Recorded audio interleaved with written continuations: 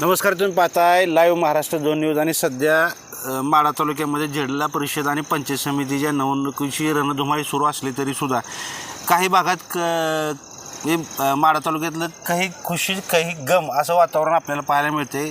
कारण उमेदवार आणि चेहरे पाहिल्यानंतर त्यांचं कार्य आणि कर्तृत्व पाहिल्यानंतर निश्चितपणानं कुठंतरी मनात काही कार्यकर्त्यांच्या मनामध्ये उत्साह असला तर काही कार्यकर्त्यांच्या मनामध्ये निराशा असल्याचं आपल्याला पाहायला मिळते. पण आता आपण भूताष्टेमध्ये उपस्थित आहोत.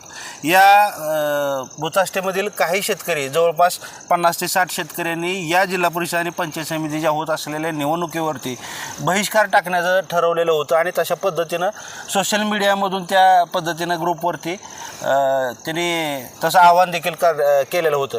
आता नेमकं कशासाठी आणि का आणि या शेतकऱ्यांची मागणी नेमकी काय हे आपण शेतकऱ्यांकडनं जाणून घेणार आहोत. आपल्यासोबत काही शेतकरी असणार आहेत, त्यांच्याकडनं आपण जाणून घेणार.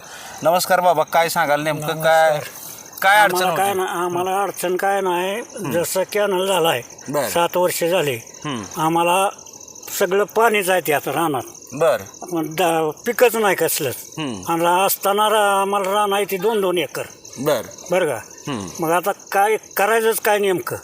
कुठला कॅनल आहे हे सिनामाडा आहे. बरं, सिनामाडा आहे. बरं. 7 वर्ष झालं पाणी येऊन सुद्धा आम्हाला उपयोग नाही त्याचा. काय काय होतंय काय नेमकं तिथं? काय पाणी साचतंय 500 एकरात. बरं. 500 एकरातनं पाणी वर येत आहे, पुन्हा कॅनलचं पाणी उलटत आहे. बरं. मग त्यामुळं काय किती ही 7 वर्ष झालं तुम्ही सांगताय, नुकसान काय मग नेमकं? नुकसान काय आम्हाला येतच नाही, काहीच नाही. त्या 4 सगळ्या भावाचं आमच्या काहीच येत नाही. बरं. मग आता काय ठरवलं होतं तुम्ही? आता निवडणुकीवर बहिष्कार टाकायचं ठरवलं? आम्ही टाकणार होतो. आम्ही बाकी काय सुद्धा म्हणणार नाही, आम्ही बहिष्कार टाकणार. काय ते ठरलेलं होतं. बरं. मग आता काय झालं नेमकं? आता बहिष्कार मागं घेताय का काय नेमकं? पुढची दिशा बहिष्कार आम्हाला तुम्ही ही दिलं तर काय शब्द दिले ते आबानी ही आम्ही कसं बहिष्कार टाकीत नाही. बरं. डॉक्टरनं आम्हाला शब्द दिले ते शब्द खरा होईल असं वाटतंय आम्हाला. बरं. जर आता नाही करा मग आता आम्ही तरी काय करणार आहे? मग पुढच्या वेळेस काय. बरं. आणखी काही तरुण शेतकरी आपल्या सोबत असणार आहेत. नमस्कार, काय सांगाल नेमकी काय परिस्थिती होती? अतुल यादव माझं नाव आहे. गेली 7 वर्ष झालं हे जे शेतकरी आता जमलेले आहेत इथं, त्या शेतकऱ्यांनी बरंच काही सहन केलेलं आहे. अक्षरशः त्यांच्या शेतामध्ये साचलेलं पाणी हे त्यांनी ज्यावेळेस डोळ्यानं बघत होते, त्यांची उभी पिकं ज्यावेळेस पाण्यात गेली होती त्यावेळेस त्या शेतकऱ्यांना खाण्यासाठी किंवा बाकीचे जे उदरनिर्वाहाची जी गोष्ट होती सगळ्यांचा प्रश्न उभा राहिला होता. आणि याचं एकच कारण, मूळ कारण म्हणजे तो जो सांडवा आहे, सांडवा एक काढून द्यायचा होता, पाणी काढून द्यायचं होतं. ते पाणी काढून न दिल्यामुळं प्रशासनानं पण याच्याकडे दुर्लक्ष केलं. लोकप्रतिनिधी याच्या अगोदर होते ते लोकप्रतिनिधी पण आणि प्रस्थापित लोकप्रतिनिधी पण आता आमचं लोकप्रतिनिधीशी ज्यावेळेस बोलणं झालं, आम्ही सर्वांनी हे विचार केला होता, आम्ही सुशिक्षित शेतकरी सुशिक्षित वर्ग असून पण आम्ही या निवडणुकीवरती बहिष्कार टाकण्याचा निर्णय घेतला होता. पण आज आम्ही सगळ्यांनी मिळून की आमचं लोकप्रतिनिधी अभिजित आबा पाटील यांच्याशी बोलणं झालं.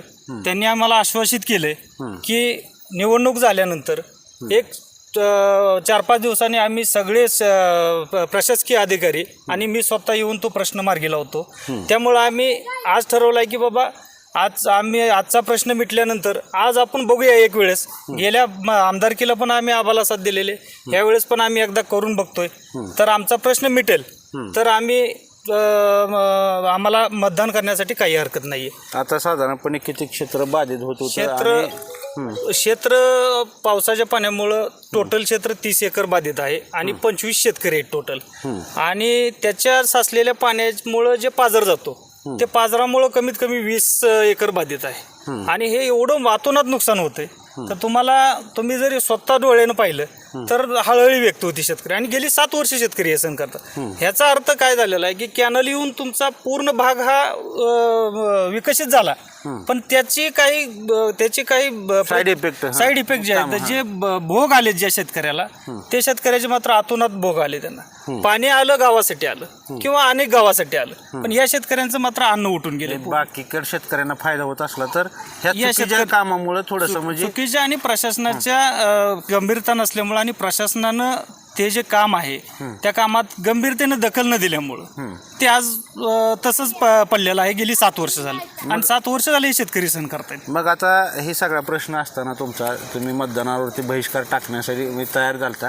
आता यामध्ये मीडिएटर म्हणून कुणी भूमिका बजावली की बाबा लोकप्रतिनिधीशी संपर्क साधणं? आम्ही आता ज्यावेळेस आम्ही बहिष्कार टाकण्याचा प्रयत्न केला त्यावेळेस आता जे जिल्हा परिषदेचे उमेदवार आहेत डॉक्टर दळवी सर त्यांनी लोकेशनला येऊन आमदार साहेबांशी आमचं बोलणं करून दिलं आणि आमदार साहेबांशी बोलणं झाल्यानंतर आमदार साहेबांनी सर्व शेतकऱ्यांना एक शब्द दिलेला आहे की तो शब्द मी पूर्ण करेन म्हणून. आणि तो शब्द मी 5 ते 6 दिवसात पुढच्या तुम्हाला येऊन तिथं तुमचा प्रश्न मिटवीन असं आमदार साहेबांनी सांगितलेलं आहे.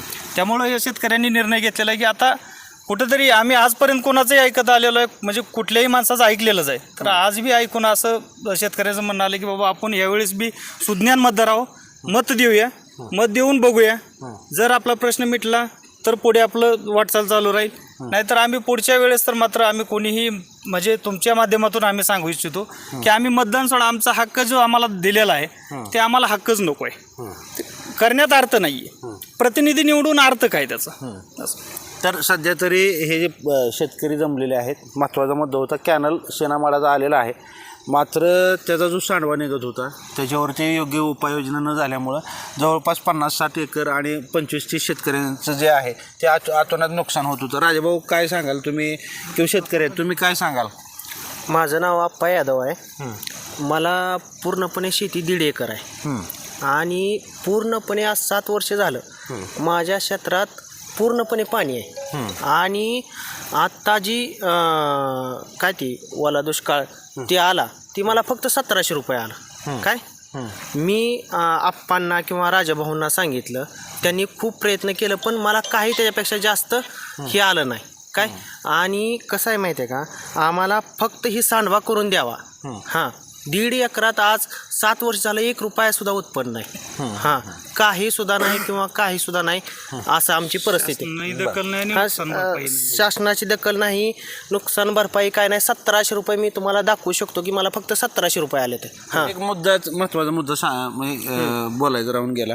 आता हे आता बहिष्कार तुम्ही मागे घेताय, उद्या भविष्यात जर शब्द पाळला गेला नाही तर मग पुढची दिशा काय असेल? आम्ही उपोषण करणार आहे. ठीक आहे. राजभाऊ काय सांगाल आता नेमकं हे तुम्ही आता मेडिएटर म्हणून काम केलं आहे, दोन्ही म्हणजे लोकप्रतिनिधी असतील, आमदार अभिजितआबा पाटील यांचे संपर्क काय दिला आबाने, नेमकं काय सांगितलं?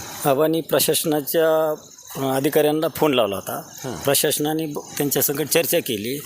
ही जी जमीन होती ही केलेली नव्हती, भूसंपादित केलेली नव्हती, त्यांनी आता भूसंपादित केलेली आहे. एका शेतकऱ्याने पैसे उचललेले आहेत, दुसऱ्या शेतकऱ्याने उचललेले नाहीत आणखी. त्यांना 2 नोटीसच गेलेले आहेत, 1 नोटीस राहिलेली आहे. असं त्यांची काहीतरी चर्चा झालेली आहे. त्यामुळे सोमवारी किंवा मंगळवारी आबा इथं येणार आणि सगळं प्रशासनाला बोलवून घेणार आहेत.